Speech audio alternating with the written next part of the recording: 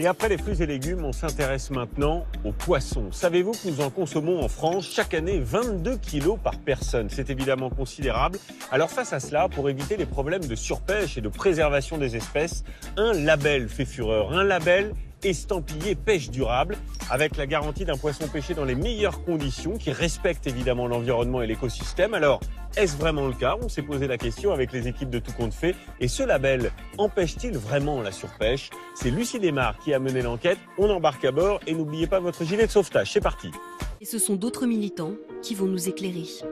À Paris, l'association Bloom a participé à l'interdiction de la pêche électrique l'année dernière. Et son nouveau combat, c'est justement le label MSC et les immenses bateaux qui fournissent ce type de produits. Ça, c'est encore des boîtes de thon. Prenons l'exemple de quelques produits labellisés. Comme le thon en boîte pêché dans l'océan Indien, à la Seine, cet immense filet.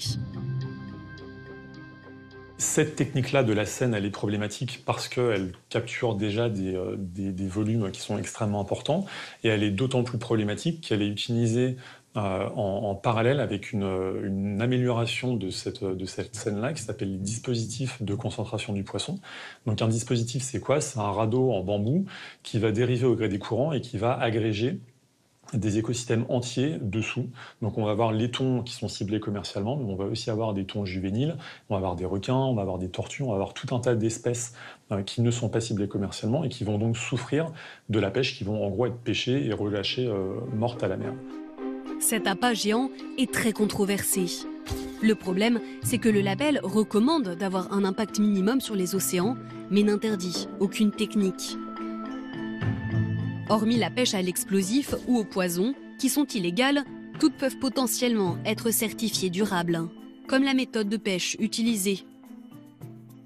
Donc, par exemple, ce dos de lieu noir, qui est un poisson qu'on retrouve assez facilement sur les étals des poissonniers en France ou en grande distribution, c'est bien indiqué que c'est du poisson qui a été pêché au chalut, donc c'est du chalut de fond, qui a un filet en forme de chaussette et qui est lesté avec des panneaux métalliques ou des chaînes métalliques qui vont permettre de déloger le poisson du sédiment ou de vraiment racler le fond pour capturer le poisson.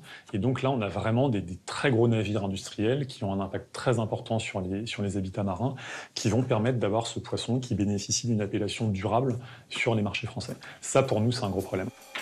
Alors pourquoi le MSC n'est-il pas plus exigeant? En se cachant derrière ce label, la pêche industrielle pourrait continuer son exploitation massive des océans.